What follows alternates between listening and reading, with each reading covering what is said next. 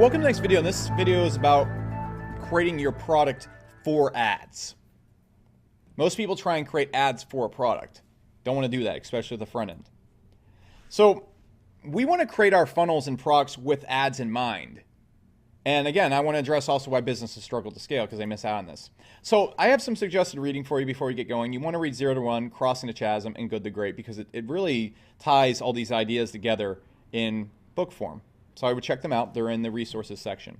So the reason why businesses struggle to scale is because vultures never get a complete meal. So I want you to go dig through any group with mostly beginner to mid-level entrepreneurs. Their strategy 101 is copy what's working in the marketplace. Okay, that's great. But what happens is I want you to look back to Tai Lopez, okay? So what did Tai do there? He took Make Money Online and influencer marketing to YouTube, and he was the only person there. And because of that, there was this giant carcass that he could basically eat off of, okay? And so he made so much money doing that because he was the only one there. He was just sitting there with a giant elephant that was just left to himself. And then after about 6 months of doing that, like everybody started to kind of catch up. You see everybody standing in front of a Lamborghini. You see everybody using the same type of ads. Everybody selling the same type of product. Everybody doing the same type of thing. And the problem with that is that when all those people got into it, Tai had already eaten 75% of the elephant. And so when you operate like that and you go and copy the same ad source, the same type of product, the same everything, by the time you get there, the margins are going to suck with ads. You're not going to see 50x ROIs on ads that everybody knows about, everybody knows the business model works, and have absolutely no moat around the business. What you are is you're a vulture. And because of that, you're going to have to fight over scraps. You're going to have to spend more money to acquire the same customer, and it's going to be 10 times more difficult to keep that customer, and it's going to be so much harder to market the product. Everything is just in your disadvantage. And so when you're copycatting, you're being a vulture. And vultures never get a complete meal, so you're going to constantly always be starving and fighting to get any scrap of meat and fighting way harder than you need to. This is why you should never go and look at your products and think about, okay, I'm just going to go and do the same thing everybody else is doing. No. You want to do the complete opposite when it comes to products. See, look, when you have a product, you have to have some advantage. And the more of these advantages you have, the more successful the product's going to be. And a lot of people try to take a product that has none of these advantages to ads, and it doesn't work because you can't take a product that has no advantages to ads and expect it to work because ads are not a really strong advantage. Having good ads isn't a really strong advantage. It doesn't take too much time to figure out how the ad manager works. Having a strong product, a strong product market fit, and an extremely explosive blue ocean, which means a market that you mostly have to yourself, is the advantage. So a lot of times, like right now with ClickFunnels, I see a zillion and one different ad landing page platforms out there, and all of them are pretty good. Some of them are even better than ClickFunnels in some regards, but none of them are really blowing up like ClickFunnels did. Why? Because the problem's already been solved. For example, when I was starting my Market Hero business, which was an email software, I got that business to hundreds of thousands a month, but it would never scale. And my goal with my software companies isn't to like make a couple $100,000 a month. It's to get $100 million to $500 million exit. The problem with my business that was different than ClickFunnels is because email was already solved. Email was solved like a decade ago. It's not a problem. Companies that deliver email isn't a problem at all. Okay, and so if you remember ClickFunnels when it first launched, all there was lead pages, and that wasn't a very good solution. It was extremely restrictive. And ClickFunnels was the first system. It really allowed you to build the true sales funnels so easily, and they were flexible. There was nothing else in the market that did it. And then also what you saw Russell did is he took it to a new market, which was general marketers and general small businesses. He used that two things, a problem that wasn't solved, to a market that was pretty much wide open. I mean, landing page builders were only around in like the make money online niche. You really only saw them in like JVZoo type products and whatnot. That of course isn't completely true with lead pages, but he went and acquired a new market. Also in SaaS, he used sales funnels and internet marketing tactics for the first time really in SaaS. You'd never really seen anybody apply the digital marketer like tactics that you might have seen Ryan Deiss using to SaaS. And because of that, he used a new type of business model, a new type of funnel to a new market, to a problem that never been solved before. And that's why ClickFunnels exploded. And that's why none of the landing page builders you see right now are exploding, because a ClickFunnels already ate 75% of the elephant. Now, if you look at Tai Lopez, he got on two things right there: influencer marketing, okay, He was truly unique in his ads. There was no one who had done that level of extreme showmanship in their ads before. And he did it on a traffic source that wasn't being utilized, YouTube.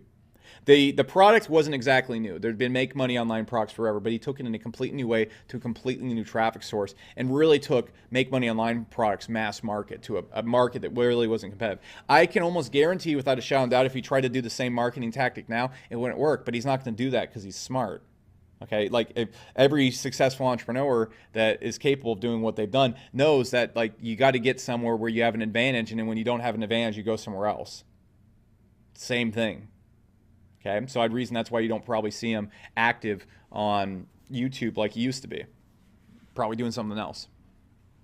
Your other advantage can be a business structure that's superior. And if you look at, for example, John D. Rockefeller, Sam Alvin's, you look at some other businesses out there like Motley Fool, the way they really got an advantage isn't with a unique product. It's through a business structure and optimization that's just so superior to everybody else's that they can go and they can get their extra scaling margin that allows them to scale out of that superior business structure. There's also, and that's just an advantage right there, and we're going to be talking about that. That's one of the best things you can do in a competitive marketplace. If you have a product that's kind of similar to other people's, this is how you beat them. Right here, and that's what we're going to be talking about. Now, you also want to look at a new market for a product. For example, Dave Asprey with Bulletproof, he didn't sell coffee to coffee drinkers. He sold coffee to entrepreneurs and people that are obsessed with peak performance. He turned it into like an athletic supplement. And so he took it to a completely new market. If you look at Henry Ford, he didn't invent the car. Okay, he invented the car market, the average Joe, the masses car market. Dave Asprey didn't invent coffee or high quality coffee. He invented the peak performance coffee market. So that was their advantage right there, and that's why they got right there. You also need to think of a new solution to a problem that most people don't know of. So, for example, the anti-aging market has been around for forever. Dr. Axe, if you look at them, their company's absolutely killed it, and their biggest product from what I've seen is collagen. And if you look at the collagen product, I never even heard the word collagen 4 years ago. How could something that is so revolutionary to the human being and their body be something we've never heard of before? And collagen's been around for a long time. It's because Dr. Axe invented a new solution to the problem. He found a new solution to a problem, which is anti-aging and skin. Okay, that's why every middle-aged woman in America has Dr. Axe's cabinet, has their collagen in their cabinets. It might also have to do with his shocking good looks. But again, you have to have some advantage, or you have to have a new strategy to acquire market, which is what ClickFunnels did. Russell Brunson, if you don't know who that is, he's the CEO of ClickFunnels. He took the SaaS market in a completely different way than other SaaS companies are. Most SaaS companies will go in and they'll spend like 5 months of their ROI to acquire customers. So that means if a customer spends $100 a month, they'll spend $500 acquiring a customer and keep the churn of the customer super low. So if the customer spends $1,000 or $1,200 over 12 months, they'll spend $500 to get them. That's very hard to scale unless you have millions of dollars in investment money. That's not something we can accessibly do. So then you have to have these advantages in a hot, scalable market. So if you're in a market that's not hot and nobody wants to buy it in the first place, it's not going to scale. And I want to state one thing. You're going to see many influencer marketers break all these rules. They're going to sell a product in a market that's already saturated. They're going to sell a product that's very similar to everybody else's. It's not there. It's because what they're doing is this is not an ad strategy. Okay, this is a brand strategy. They spend a ton of time building up a huge, massive brand, and then they're going to sell products to the market that everybody else has. This is not a cold traffic strategy, and requires so much investment in the influencer marketing and building up the brand and building up the following. It's not an ad strategy. It is a business strategy, but it's not on command, and it's not something we're going to talk about in this course because you're not trying to figure out how to do influencer strategies, okay? It takes a lot of effort. It takes a lot of upfront everything to make yourself famous. And if make yourself famous is not a solution. Now, you're also going to see in the influencer marketing, the people that got there first and made themselves famous first have the giant carcass. Kylie Jenner, all right? If you look at Jeffree Star, he's one of the first big like makeup influencers on YouTube, and he has most of the market when it comes to influencer makeup. Okay, so that's not a strategy right there. And if you're thinking about making yourself famous to become an influencer, you're really behind the times anyway. So I'm not really going to talk about influencer marketing on this. Now, when it also comes to paid traffic, you're going to notice that people that started paying influencers like 5 years ago to start marketing their products for nothing, they absolutely killed it. And what happened is they were monetizing a traffic source that wasn't utilized. You have to have an advantage. Okay? So, most people's strategy with their products is to say, I'm just going to make a ClickFunnels, or I'm going to do what Tai Lopez did, or I'm going to sell the same thing in the same way that these guys did in something that was working 2 years ago or 1 year ago in a heavily contested market. It's not going to work because the product is already, the solution's already been sold for a long time. You're selling in the same place that everybody else is, where all the other vultures are at, and you're selling the same exact way. And you're selling a product that's very similar. So there's no advantage you have here. So no wonder your ads have to be incredible, because there's no other way to sell this product. So you want to get, when you're making your product and your strategy for your business, you want to have as many of these as possible. You want to have as many of these as possible. So for example, with my software company, I mean, we're scaling without me even having to run ads. Why? Because I'm attacking a problem that's not being solved via traffic sources not being utilized in the niche. No one's really running any type of ads for this type of business right here. My business structure is superior because of how I optimize my funnels. It's a new market for a product. The people in the common ad buyer doesn't have tracking. It's a new solution to a problem. It's a new strategy to acquire a market in a hot, scalable market. And this is why the business is scaling substantially. And we have incredible clients over there, and we're able to do such incredible things and get such incredible results for clients. It's because we're using every advantage we possibly have. You can see this product right here was designed for ads.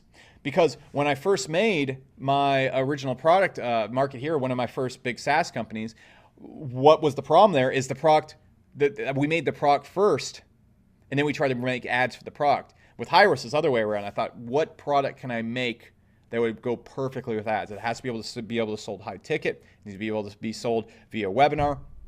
It needs to be sold to a completely new market that doesn't have the problem solved yet. It has to be a hot, scalable market I can get into. I made the product for the ads, not the ads for the product. That's the key to scaling ads.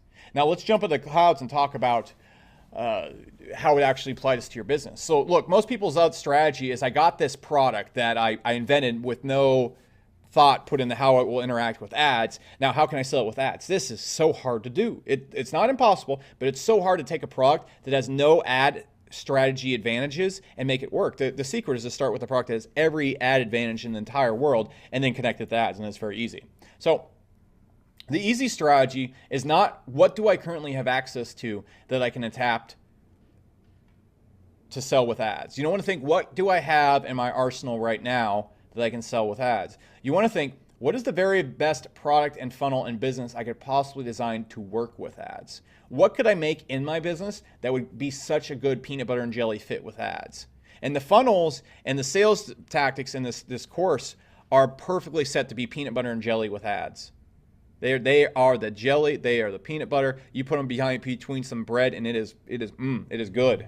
All right, so look, the easiest ads to win with are this. This is the situation for easy ads. Now, I want to stress one thing. With Hyros, like, I'm going for $200, $300 million right here. If we want to make $10 million, we can take it down a notch. You don't have to create a revolutionary software. You don't have to create a software with a huge team. You don't have to do massive amounts of investment. And Hyros is not accessible to most people right now. It takes a massive amount of investment. Don't do this. Just understand why it works and then apply why it works to your business. So what you want to do is this. This is the recipe for an easy ad win. It has to be a very hot market.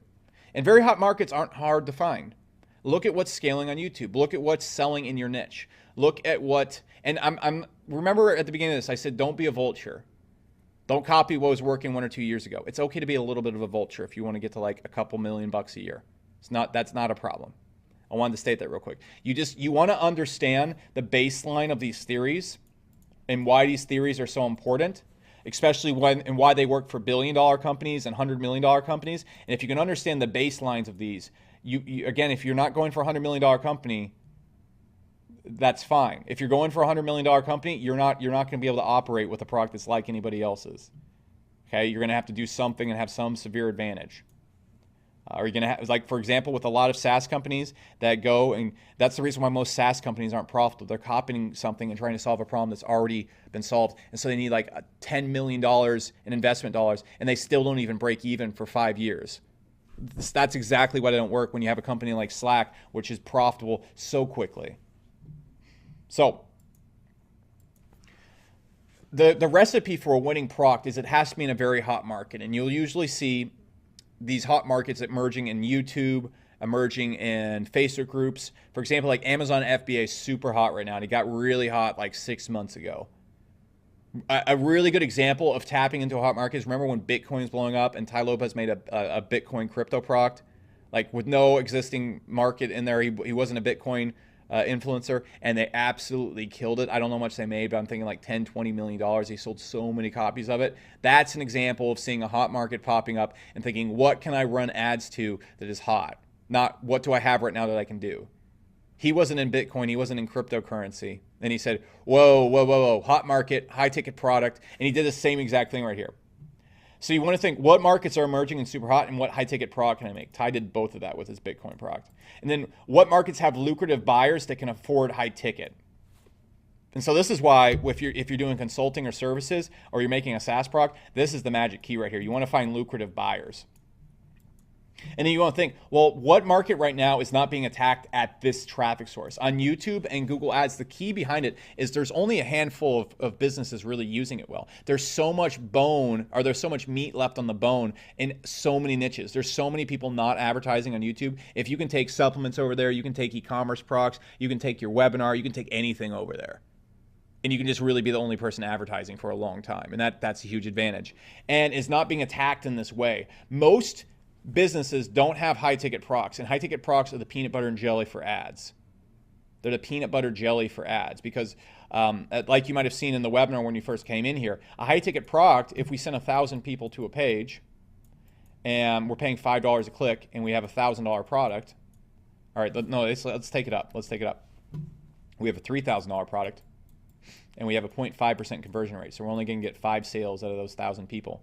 All right, we just made $15,000. And this is actually pretty easy to do if you are really targeting a market with lucrative buyers and a hot market. This is so easy to do. Whereas if we send 1,000 people to a page, and by the way, we also just made $15,000 off of $5,000 ad spend. That's incredible. We can scale that to the moon. Whereas if we send 1,000 people to a page with a $50 product, and then we get a 10% conversion rate, which will never happen. That's godlike conversions. You're only going to make $5,000 and you just broke even. This is why high ticket products are the peanut butter and jelly for ads. This is why. This is why you always want to sell a high ticket product in your front end, because you can make a profit on it. That's the key. And so most businesses don't have high ticket front ends, and it gives you such an advantage over them because no one's doing it, and no one knows how to make a high ticket product, and no one knows how to make a high ticket sales funnel. And then the other way to win on ads is if you have a deep funnel potential. So what you want to do is the best ad or high ticket businesses, they have in some niches, if you're in like health or something, they have a $297 to $2,000 product. And then you have a $5,000 product. And then you're going to have like a $25,000 product. Or you're going to have an arsenal of reoccurring products that you can get them on, like $100 a month here, $50 a month here, $80 a month here. And so what you can do right here is you use the front end to make yourself a nice 100% to 300% margin, and then you clean up back here. And this is what the kill box is, what we talk about. And so these are the advantages you can use when you're designing your product. So what you want to think about is, how can I make a business like this? How can I make products that fit this mold versus how can I make ads adapt to my products and zombie rig them to work? Because I see people all the time, they start with a product, it's like a $97 product, and they're like, how can I sell this with ads? You can't, because it was you never thought about ads in the first place when you were running it. So, for example, let's talk about how I did this with HCOM. I was making all sorts of webinar products. I was doing email products, I was doing a bunch of other webinar products, and they always worked, but they never were able to scale to the moon. Okay, so I stepped back, and I was always working with what I had access to. And I was selling a SaaS software as well that already had like a problem that had already been solved. So I was just working from the biggest disadvantages ever. And I thought, man, I can make this work because I'm Alex Becker and I'm just incredible at ads and I'm incredible at marketing. Nope, that was important. Even with talent, understanding, great copywriting, everything, it was still hard as hell. So I thought, all right, what I'm going to back up. What type of product would I make right now if I wanted to make as much money as possible, as easily as possible? Well, Shopify was on fire back then, and there was not really a $2,000 offer at the time. There was like one or two, but no one was really doing it, and the only people really getting traction. I noticed on YouTube, there's tons of people getting so much traction on their Shopify videos. So I'm like, this is obviously hot. People want to buy this, and nobody's really running ads on YouTube. So you got to think about it. There weren't that many lucrative buyers because the market is mostly kind of beginner marketers and people want to start their first businesses. But you have to look at the thing. The advantages I had. First off, I had the advantage of a high-ticket product. I saw a market that was on fire, and I saw it was blowing up. I saw all the views on YouTube and all the interaction on social media, which is really where you can go to find where the hot markets are. You want to look at what's growing on YouTube, what's being talked about in Facebook groups that isn't really being marketed in a product yet. Or you really want to look for the shitty marketers starting to make the products. So this, I'm not insulting anyone, but usually on the lower levels of info marketing in the JVZoo world, or the info product launches, that's where you're going to start seeing the new emerging ideas come first. Because usually it's the lower level entrepreneurs just getting started that have access to the most cutting edge information because they're the most current with the times. Okay, so that's where you're going to start seeing a lot of hot markets emerging: JVZoo, YouTube, Facebook groups. So what I did, I saw the hot market, I saw the potential for a high-ticket product that was like no other product on the market, and I also saw that it wasn't being attacked at this traffic source. No one was really doing YouTube, and it wasn't being attacked in this way. There was no dominant e-commerce webinar at the time, and it had a deep funnel potential because I had a huge line of SaaS softwares and everything I could sell afterwards, okay? So you have to understand that HCOM was not made and then converted to ads. The entire HCOM business was designed with ads in mind from the get-go. That's the secret behind scalable ads. That's the secret. And so what you want to do is you don't want to take your business, which might be a wiener dog, and wiener dogs are fine. They're awesome dogs, but they're not designed to be guard dogs. Okay? A wiener dog can be a profitable business. If your business is profitable, you have great products in your back end and happy customers, you might have a wiener dog that makes everyone happy. But the wiener dog is never going to be a good guard dog. It's never going to be a good front-end product. So the worst thing you can do is try to turn your wiener dog into a guard dog. What you need to do is start from scratch and genetically engineer a guard dog to work as your front end of your business. Because what you want to do right here is you use your front end of your business to funnel people into your wiener dog business. The business makes everyone happy, where you can make a lot of money from existing customers. But you want to have the perfect guard dog, and this is what I like to call the straw of the business. Your ads will target a cold audience, and you will suck them all in through one hyper-optimized funnel, and then you can get a little bit loosey-goosey in the back end with the kill box. For example, if you look at ClickFunnels, Tony Robbins, any well-known businesses, Ty Lopez of this type, they sucked everybody in through a straw funnel, which is hyper-optimized. Russell Brunson's book funnel, example of a straw funnel. If you look at when Tony Robbins first got started with all of his infomercials and all the stuff that went into building his brand and everything, straw funnel, they sucked them all into the brand itself. Okay, if you look at Ty Lopez in the 67 steps, straw funnel, that was profitable and allowed them to get massive exposure. Now they never need to run a cold traffic ad ever again because they just need to run ads to their current customer base, and they have tons of it. If you have, like, let's say 30,000 people that love your brand and product and like really would buy most things you'd sell, you don't really ever have to run a cold traffic ad again. So this is why a lot of influencer businesses, et cetera, can get by with kind of messy ads. This is why it works. If you don't have that advantage right now, or you want to take your business to the next level, you need a straw funnel. You need this perfect guard dog that's perfectly optimized to work with your front end. So one thing I also want to point out is we will usually be being a little bit of vultures in most cases. If you want to be a billion-dollar entrepreneur, you can't be a vulture. If you want to be a $10 million entrepreneur, you can be a total vulture.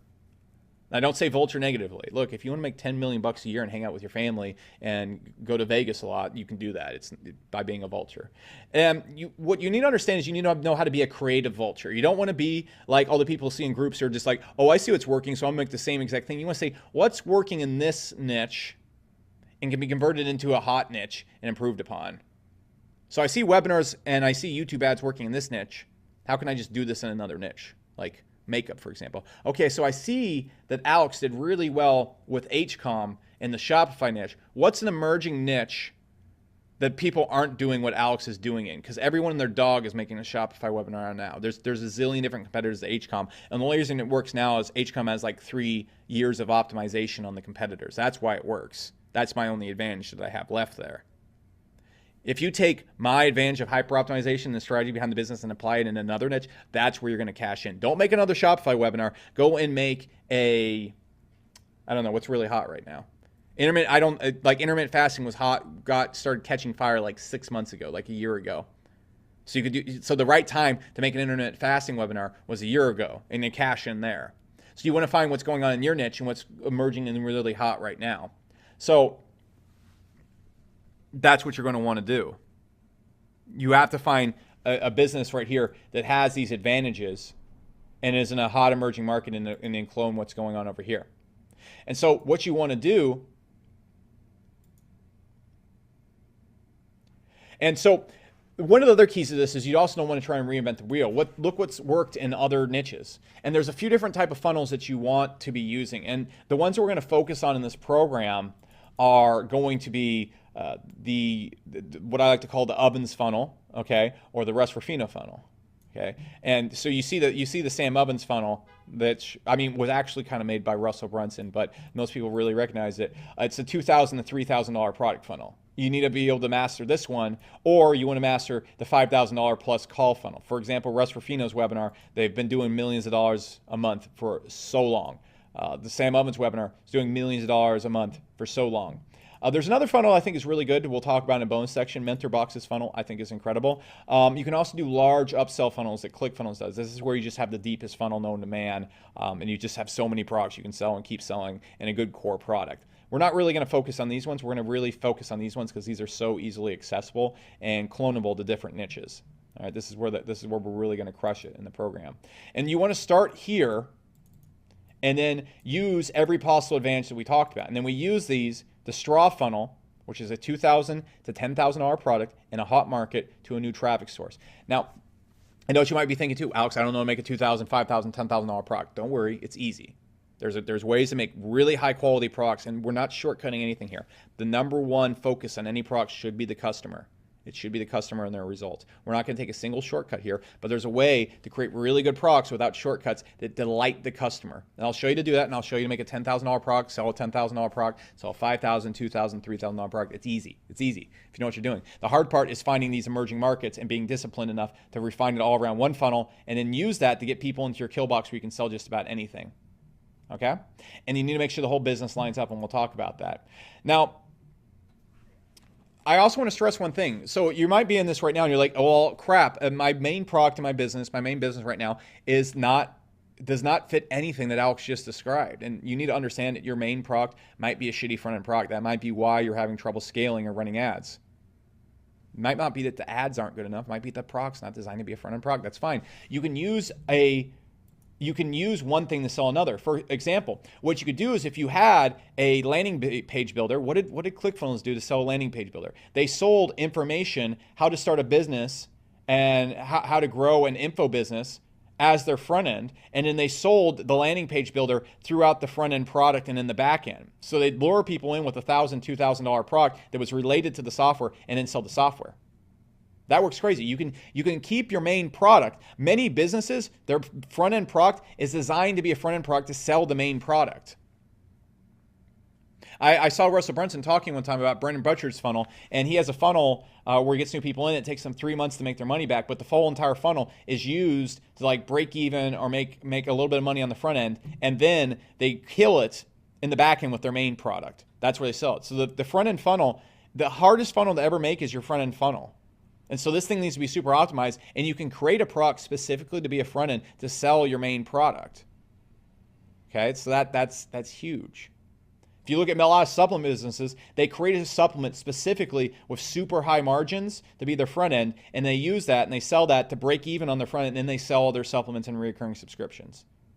It's completely okay to do that, except we want to make money on our front end. We want it to be easy. We don't want to be breaking even or losing money up front. That sucks. That's not what you're here to do. All right, if we wanted to lose money up front and take massive investments out, we could do that. But we don't want to do that. We want to be able to make money on the front end. We want to be able to make heaps of money on the front end. And then we want to make heaps of money in our back end of our business, which is going to be a whole other topic in this program. We're not going to start talking about the kill box till way down in this program, because that's an entire other beast that you shouldn't even work on until you have your straw funnel up. So this is exactly how to create products for ads and how to start thinking about this. And we'll talk about designing the product and the actual product itself in the next week, but you have to understand this concept. We need to look at how we're going to structure our business and how we're going to operate as a business owner before anything, which we will continue in the next video.